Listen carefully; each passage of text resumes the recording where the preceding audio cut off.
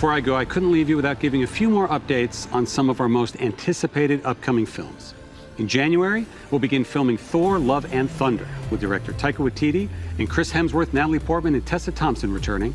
And I'm pleased to confirm that Academy Award-winning actor Christian Bale is playing the villain, Gorr the God Butcher. Thor, Love and Thunder releases in theaters on May 6, 2022. Happy New Year, everyone. This is going to be my new Marvel Thor 4 video. Obviously, they dropped that teaser back during that big Kevin Feige presentation. They also made some special announcements in the past couple of weeks. It'll also be crossing over with the Loki episodes, which we're going to see in May. I will be doing episode videos for all that stuff, including the Wandavision episodes that start next week, so be sure to subscribe to get all those if you're brand new to my channel. We're also doing a giveaway for Disney Plus subscriptions. All you have to do to enter is just be a subscriber and leave all your predictions for Thor 4 on the video. Taika Waititi released a whole bunch of teasers and early concept art talking about the story during 2020 and the lockdown period, so I'll include some of that in the video too. There was even the funny Iron Man scene that he quote-unquote accidentally leaked, but that was meant to be a big joke. Iron Man himself is not in the movie. There was just a joke page that he left in frame during the live stream, just enough for people to see what was on the page. And during the script, there was a bunch of really terrible dialogue about Thor running into a version of Iron Man, seeing that he had survived the snap. But obviously that was just meant to be a joke. Iron Man is still supposed to be dead after the end of Avengers Endgame. Most of this video, and the biggest thing obviously, is Christian Bale being confirmed as Gorr the God Butcher. I'm so happy that they confirmed my big theory, because Gorr is a really cool character, and he's one of the few Marvel villains that's a big enough threat to Thor now that he's gotten all these big upgrades. Thor has been confirmed as a legit god in the MCU. He got his big Stormbreaker upgrade, and he's in the middle of using Star-Lord's Bowflex to lose all that weight. Like you've seen Chris Hemsworth posting all those workout videos, Taika Waititi confirmed that we would not be doing Fat Thor anymore in the Thor movies. He's gonna go back to being the swole version of Thor that you would expect to see. But the other big change that Kevin Feige announced, that because they shuffled some of the Marvel Phase 4 movies, that also means that they changed some of the post-credit scenes so that it all makes sense. All the post-credit scenes that tease future films work in the right order now. So I will talk about some of the post-credit scene changes during the video too. But just to talk about the biggest stuff first, obviously Christian Bale, Gorr the God Butcher. If you haven't been reading the comics, the Gorr storyline is all Jason Aaron. The reason why that's important for the other stuff that they're doing with the Thor 4 movie, the Jane Foster version of Thor, is because Jason Aaron also wrote the Mighty Thor storyline with Jane Foster's Thor. But the whole thing with Gorr is that he basically goes around the Marvel Universe killing everyone that's a god. Not just the Thor characters, but anyone who can claim any sort of godhood on any level in the MCU. The reason why Gorr hates gods so much is because he used to worship them. He was a very devout person. He prayed for deliverance from suffering and plight. He feels like they abandoned him because his family died. He's out for revenge. So he blames all the Marvel gods for being lazy, not doing their jobs, protecting their subjects, saying they don't care about us. The gods don't care about us, so they should all die. So in the MCU, during Avengers Infinity War, when Thanos snaps the Infinity Gauntlet, killing half of all life, Gorr did not get snapped. He survived during that 5-year time span, but his family did get snapped. He feels like Thor, the other MCU gods, should have protected them from Thanos in the snap. They got into this a little bit with Eitri and the dwarves on Nivel when he went to get Stormbreaker built. Peter Dinklage's character, Eitri, said that Thor was supposed to protect them from Thanos. You were supposed to protect us. They were attacked by Thanos when he forced them to create the Infinity Gauntlet when Loki was still pretending to be Odin when Thor was on Walkabout. And as we learned, Loki really didn't do anything as King of Asgard. He just sat around building statues of himself, writing those bad plays about his life. So that's why Gorr wants to kill Thor. He blames him for not rescuing them. Remember all the memes after Avengers Infinity War? Thor should have gone for the head. That's why Gorr wants to get him. Then after the snap, when he should have been helping his people rebuild, helping the other people of the universe the way the other gods should have, Thor completely abandoned his post, like you see him sitting there getting super fat, playing Fortnite with Korg and Meek. The only thing he did during that period was just sass Noob Master and drink a whole lot of beer.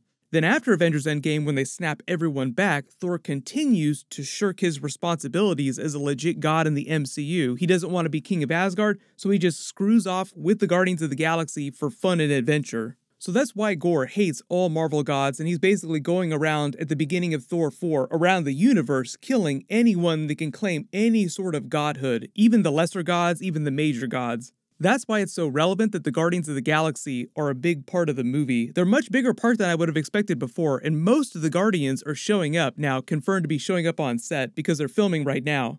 You may have seen the video of Chris Pratt and Tom Holland spoiling his involvement in the movie. It was totally hilarious. I've got Guardians coming up Awesome. next year, and I've got Thor. I'm going to go be in Thor in Australia, so I'll be traveling to Australia in about a week. And But wait a minute, did you just say you're going to be in Thor? yeah, That's so crazy. Did it? am I not supposed to say that? I feel like no one knew that, bro. No, they knew that. They knew that. I think they knew that. No, they knew that. If they didn't, they know now. Oh shit. Well, they know now. Chris Pratt doing his best to join the spoiler bros, Tom Holland and Mark Ruffalo. Star-Lord is technically also a god in the Marvel Universe, more of a demigod, actually, because he's half-god, the son of Ego the Living Planet, who literally called himself a god with a little g.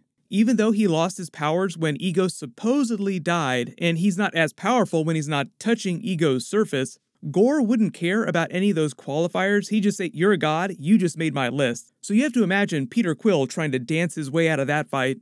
And for those of you that are really hyped up about the Necro Sword, Taika Waititi said that they had actually already borrowed some aspects of Gorr the God Butcher's Necro Sword when they created the Hela character in Thor Ragnarok.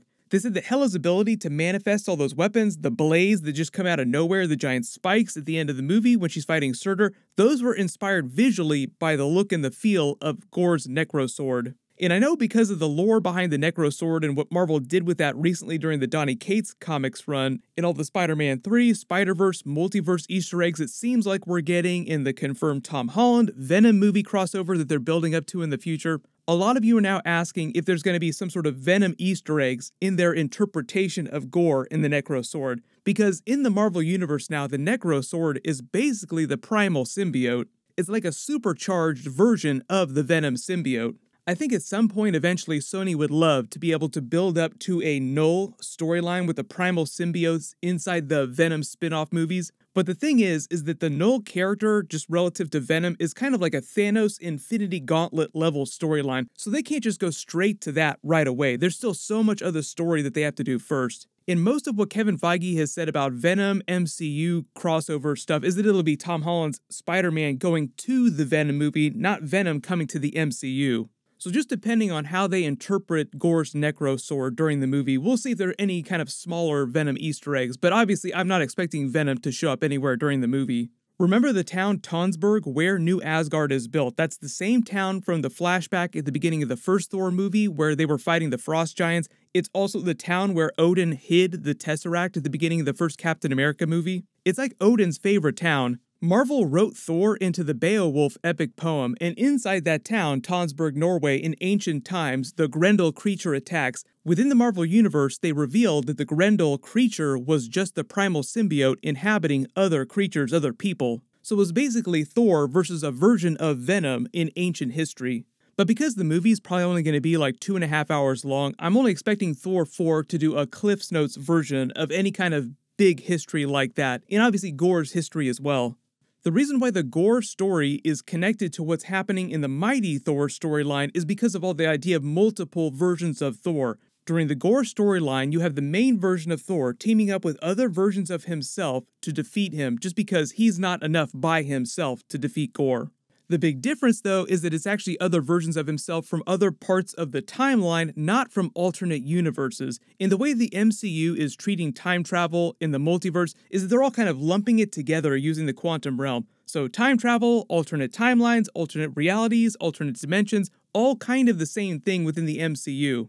The Loki series that we're going to be getting episodes for in May after the Black Widow movie drops is going to flesh out more MCU time travel and the mechanics of these alternate timelines, alternate realities. The Wandavision episodes, which we're going to be getting really soon, is going to be the beginning of the multiverse storyline in Marvel Phase 4, Scarlet Witch sort of setting things off in a big way. But that series doesn't really get into time travel, that's more just about alternate realities. The reason why after Avengers Endgame, Gorr is like the next big major Marvel villain, next Thanos level threat, is because his grand plan is to build a bomb that will kill all Marvel gods all across the MCU, all at the same time, all across time and space. So it's like a version of Thanos snapping the Infinity Gauntlet, killing a selected half of all life, except this time he's only killing the gods.